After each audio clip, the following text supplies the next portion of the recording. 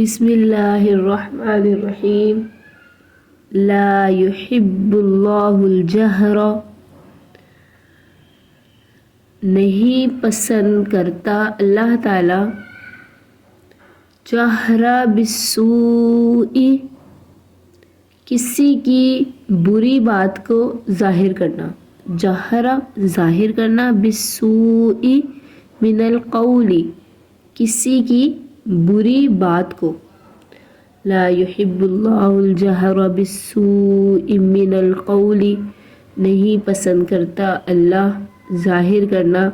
بری بات کو، کسی کی بھی بری بات کو، الا من ظلم سوائے اس کے، الا مگر اس کے جس پر ظلم ہوا ہو، وکان اللہ سمیعا علیما، اور اللہ تعالیٰ سننے والا ہے، جاننے والا ہے، ان تبدو خیرا، اگر تم ظاہر کرو گے، کھول کر بیان کرو گے کوئی بھلائی، خیرن بھلائی، او تخفوہ یا اس کو چھپاؤ گے، او تعفو یا معاف کرو گے، عن سوء کوئی برائی معاف کر دو گے، فإن اللہ بے شک اللہ تعالی کان عفوا قدیرا، معاف کرنے والا ہے، بڑی قدرت والا ہے۔ ان آیات میں اللہ تعالیٰ فرما رہا ہے مکارم اخلاق کی تعلیم، یعنی اچھے اخلاق کی تعلیم اللہ تعالیٰ بیان فرما رہا ہے۔ اگر کسی میں دین یا دنیا کا عیب معلوم ہو تو اس کو مشہور نہ کیا جائے۔ اللہ تعالیٰ سب کی بات سنتا ہے اور سب کے کام کو جانتا ہے، ہر ایک کو اس کے موافق جزا دے گا۔ کسی کی بھی بری بات کو ظاہر کر دینا، اسی کو غیبت کہتے ہیں۔ لا يحب اللہ الجہر، نہیں ہے پسند اللہ کو کہ ظاہر کر دو کسی کی بھی بری بات کو، مگر جس پر ظلم کیا جائے۔ ظلم یعنی جس شخص پر ظلم ہو رہا ہے تو وہ پھر بتا سکتا ہے، اس کے لیے رخصت ہے، مظلوم کے لیے البتہ رخصت ہے کہ ظالم کا ظلم لوگوں سے بیان کرے۔ ایسے ہی بعضی اور صورتوں میں بھی غیبت روا ہے، اور یہ حکم یہاں اس لیے فرمایا شاید کہ مسلمانوں کو چاہیے کہ کسی منافق کا نام مشہور نہ کرے، علل اعلان اس کو بدنام نہ کرے، اس میں کہ وہ بے باک ہو جائے اور اس کو مبہم نصیحت کرے۔ منافق خود سمجھ لے گا یا تنہائی میں نصیحت کرے تاکہ وہ راہ راست پر، راہ ہدایت پر آ جائے۔ اور حضرت محمد صلی اللہ علیہ وآلہ وسلم بھی اسی طرح کیا کرتے تھے، کسی کا نام لے کر مشہور نہیں فرماتے تھے۔ اس آیت میں مظلوم کو معافی کی رغبت دلانی منظور ہے۔ اگر تم تبدو خیرن، تم ظاہر کر دو بھلائی کو یا چھپا لو یا پھر تم معاف کر دو برائی سے، تو بے شک اللہ تعالیٰ عفوا قدیرہ، معاف کرنے والا اور قدرت رکھنے والا ہے۔ اس آیت میں اللہ تعالیٰ کی زبردست قدرت کا بیان ہے کہ اللہ تعالیٰ عفوا ہے، قدیرن ہے، خطا کو بخشنے والا ہے، اور بندہ تو عاجز ہے، تو اس کو تو زیادہ دوسروں کا قصور معاف کر دینا چاہیے۔ جب اللہ تعالیٰ معاف کرنے والا ہے تو بندے کو بھی چاہیے کہ دوسروں کا قصور معاف کر دے۔ خلاصہ یہ ہوا کہ مظلوم کو ظالم سے بدلہ لینا جائز ہے، مگر افضل یہ ہے کہ صبر کرے، بخش دے، درگزر کر دے۔ اس آیت میں اشارہ ہے کہ اس طرف کے منافقوں کی اصلاح چاہتے ہو تو ان کی ایذا پر، شرارت پر صبر کرو، نرمی سے، پردے سے ان کو سمجھاؤ، ظاہر طعن لعن سے بچو، اور مخالفت ان کو اپنا مخالف نہ بناؤ۔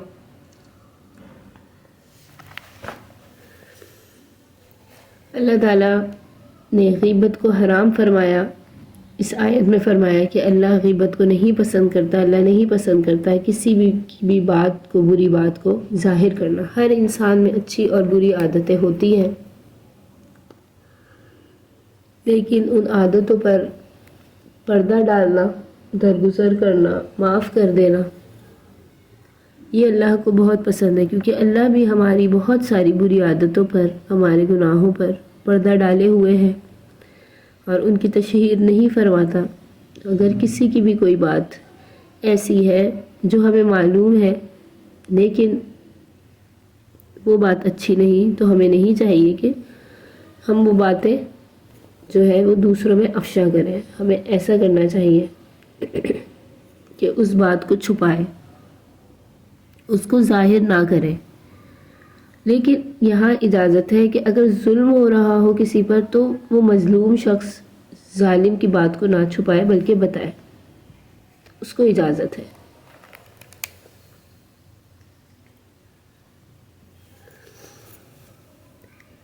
ان الذین یکفرون باللہ،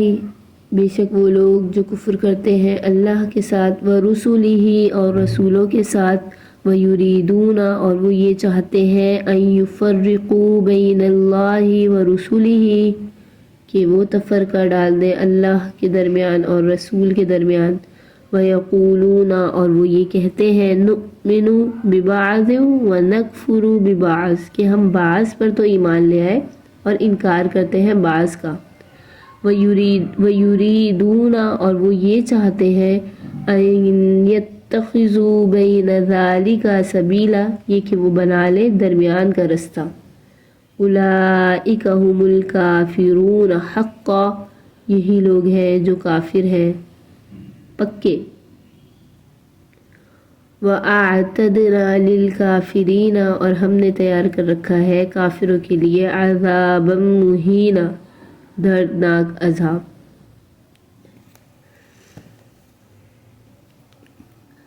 اللہ تعالیٰ اس آیت میں ارشاد فرماتا ہے کہ جو لوگ منکر ہیں اللہ سے اور اس کے رسولوں سے اور چاہتے ہیں کہ فرق نکالیں اللہ میں اور رسولوں میں، اور کہتے ہیں کہ ہم مانتے ہیں بعضوں کو اور نہیں مانتے بعضوں کو، اور چاہتے ہیں کہ نکالیں اس کے بیچ میں ایک راہ، ایسے ہی لوگ ہیں جو اصل کافر ہیں، اصل کافر ہیں، اور ہم نے کافروں کے واسطے ذلت کا عذاب تیار کر رکھا ہے۔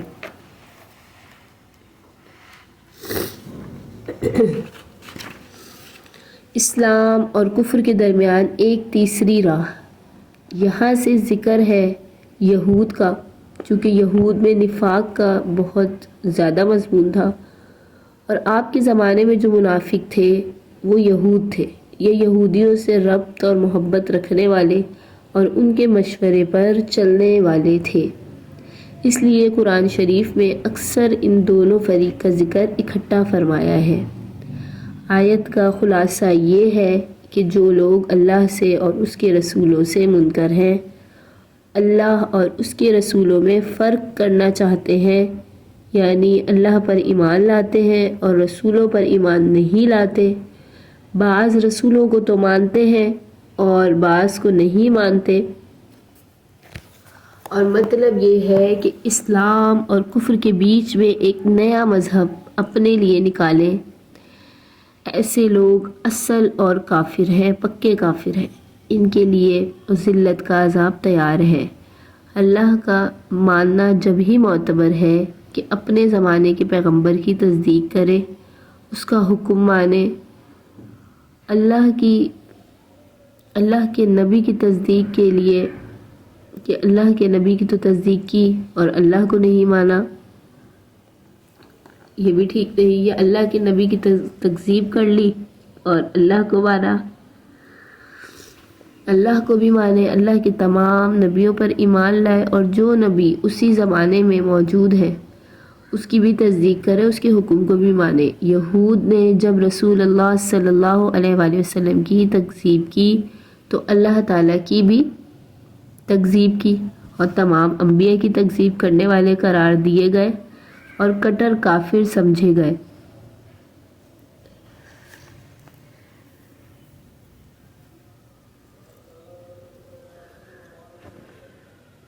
والذین آمنوا باللہ، اور وہ لوگ جو ایمان لائے اللہ پر، ورسولہ، اور رسولوں پر، ولم یفرقوا بین احد منہم، اور نہیں انہوں نے فرق کیا کسی ایک کے درمیان، اولئک، یہی لوگ ہیں، سوف یؤتیہم اجورہم، کہ ہم ان قریب ان کو دیں گے ان کا اجر، وکان اللہ غفورا رحیما، اور اللہ تعالیٰ ہے مغفرت کرنے والا، رحم کرنے والا۔ یعنی جن لوگوں نے کسی نبی کو جدا نہیں کیا بلکہ ایمان لائے اور اللہ پر، اس کے سب رسولوں پر اللہ تعالیٰ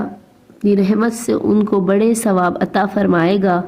اس سے مراد مسلمان ہیں جو رسول اللہ صلی اللہ علیہ وآلہ وسلم پر اور سب پر ایمان لائے۔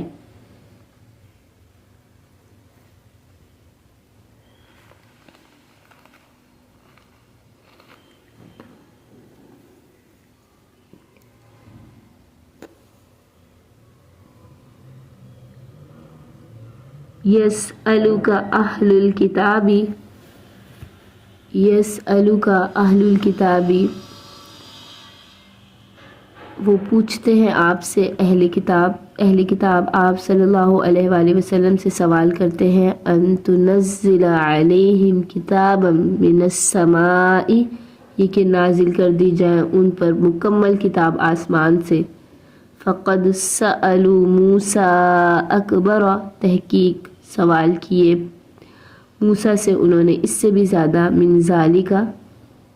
اس سے بھی بڑے سوال کیے، فقالوا ارنا اللہ جہرتاً، وہ کہنے لگے کہ ہمیں دیکھنا ہے اللہ کو سامنے، فأخذتهم الصاعقۃ بظلمہم، پھر ان کو آ پکڑا ایک چیخ نے، بجلی نے، ان کے ظلم کی وجہ سے، ثم اتخذوا العجل، پھر وہ انہوں نے معبود بنا لیا بچھڑے کو، من بعد ما جاءتهم البینات، بعد اس کے جو ہم نے ان کو بینات، روشن دلیلیں عطا کی، فعفونا عن ذلک، بس ہم نے معاف کر دیا یہ ان سے، وآتینا موسیٰ سلطانا مبینا، اور ہم نے دی موسیٰ کو سلطانا مبینا، صریح دلیل، روشن دلیل،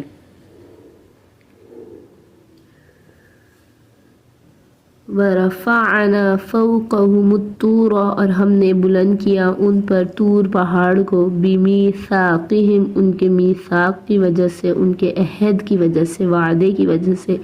وَقُلْنَا لَهُمُ ادْخُلُوا الْبَابَ، اور ہم نے کہا ان کو داخل ہونا دروازے سے، سُجَّدًا، سجدہ کرتے ہوئے، وَقُلْنَا لَهُمْ، اور ہم نے ان کو کہا، لا تعدوا فی السبت، نہ تم زیادتی کرنا ہفتے کے دن میں، ہفتے کے دن اللہ نے ان کو حکم دیا کہ مچھلیاں نہ پکڑنا، وَأَخَذْنَا مِنْهُمْ، اور ہم نے ان سے لیا، میثاقا غلیظا، پختہ عہد۔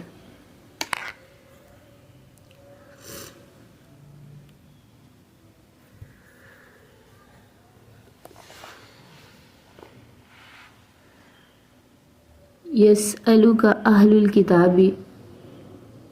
یہود کے ایک لغو مطالبے کی تردید بیان فرمائی۔ یہودیوں کے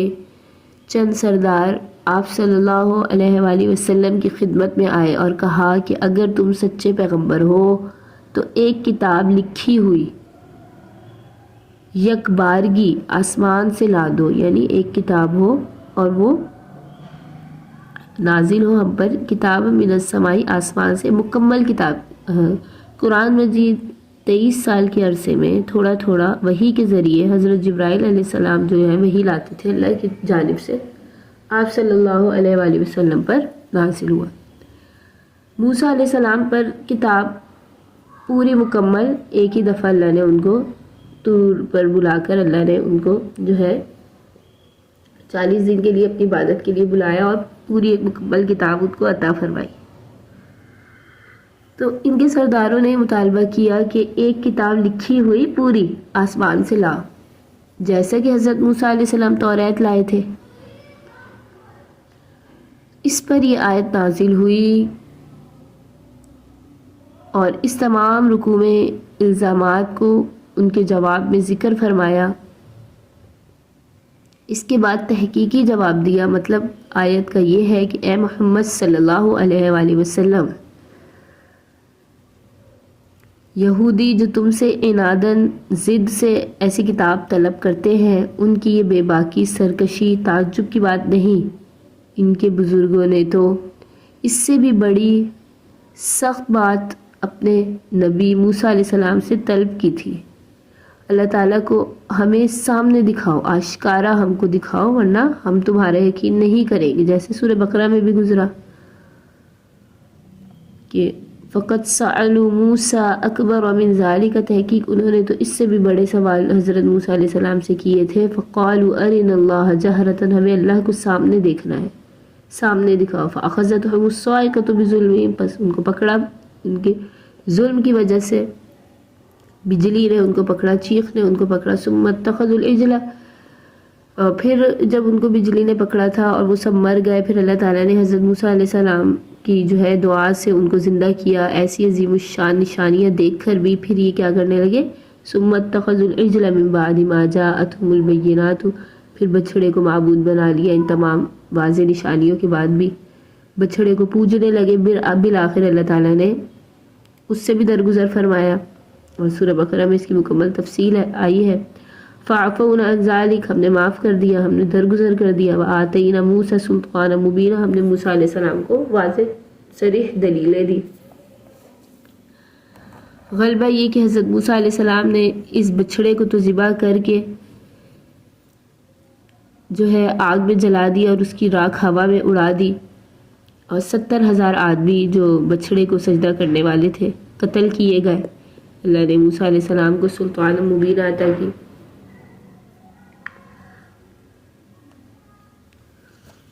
آگے مزید یہود کی شرارتوں کا ذکر ہے. وَرَفَعْنَا فَوْقَهُمُ الطُّورَ بِمِيثَاقِهِمْ، یعنی جب یہود نے کہا تھا کہ توریت کے حکم سخت ہیں اور ہم نہیں مانتے، تو اس وقت کوہ طور کو زمین سے اٹھا کر اللہ نے ان کے سروں پر معلق کر دیا، لٹکا دیا، معلق کے قائم کر دیا تھا کہ ان حکموں کو قبول کرو، مضبوطی سے پکڑو، ورنہ پہاڑ تمہارے اوپر ڈالا جائے گا. ورفعنا، اور ہم نے بلند کیا ان پر طور پہاڑ کو ان کے عہد کی وجہ سے کہ توریت کے حکم ہم نہیں مانیں گے، انہوں نے یہ عہد توڑا. اور آگے فرمایا وَقُلْنَا لَهُمُ ادْخُلُوا الْبَابَ سُجَّدًا، کہ ہم نے ان کو کہا تھا کہ سجدہ کرتے ہوئے داخل ہونا. اور وَقُلْنَا لَهُمْ، اور ہم نے ان کو کہا تھا لَا تَعْدُوا فِي السَّبْتِ، ہفتے کے دن میں آگے نہ بڑھنا، جاتی نہ کرنا. وَأَخَذْنَا مِنْهُم مِيثَاقًا غَلِيظًا، اور ہم نے ان سے لیا تھا پختہ عہد. یہود کو یہ حکم تھا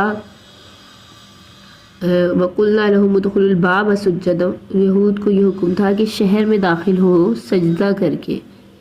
اور سر جھکائے ہوئے. جب انہوں نے، یہ بھی مکمل واقعہ سورہ بقرہ میں ہے کہ جب انہوں نے کہا تھا کہ ہمیں جو ہے یہ من و سلوہ نہیں کھانا اور ہمیں ساگ اور ککڑی اور سبزیاں کھانی ہے، تو اللہ نے کہا تھا کہ ایک زمین میں چلے جاؤ شہر میں، اور وہاں تمہارے لیے سب کچھ ہے جو تم نے مانگا. اور ان کو یہ حکم دیا تھا کہ سجدہ کرتے ہوئے جانا، سر جھکائے ہوئے جانا. انہوں نے سجدے کو بدلا اور اس طرح سے وہ گئے کہ بیٹھ کر گھسٹ گھسٹ کر جانا شروع کیا، یعنی اپنی سرین پر سرکنا شروع کیا. جب شہر میں پہنچے تو پھر ان پر طاعون پڑا اور دوپہر میں قریب 70,000 کے وہ لوگ مر گئے. وَقُلْنَا لَهُمْ لَا تَعْدُوا فِي السَّبْتِ، ہم نے کہا کہ ہفتے کے دن میں جو ہے تعدی نہ کرنا. یہودیوں کو حکم تھا کہ ہفتے کے دن مچھلی کا شکار نہ کریں. سبت کہتے ہیں ہفتے کا دن، اور سب دنوں میں جو ہے ہفتے کے دن ہی مچھلیاں زیادہ آتی تھی اللہ کی طرف سے، بکثرت نظر آتی. یہودیوں نے یہ ہیلا کیا، یہ بہانہ کیا کہ دریا کے پاس حوض بنائے. ہفتے کے دن جب مچھلیاں دریا سے حوضوں میں آتی تو ان کو بند کر دیتے، پھر دوسرے دن حوضوں میں سے شکار کرتے، ان کو پکڑ لیتے مچھلیوں کو. اس فریب اور عہد شکنی پر اللہ تعالیٰ نے ان کو بندر بنا دیا، ان کی صورتوں کو مسخ کر دیا. اور بندر جانوروں میں بہت مکار جانور ہے. اللہ تعالیٰ نے ان کے عہد توڑنے، عہد شکری کی وجہ سے ان کو بندر بنایا. وَأَخَذْنَا مِنْهُمْ مِيثَاقًا غَلِيظًا، اور ہم نے ان سے لیا تھا سخت عہد. Subscribe Sukuni Kalp.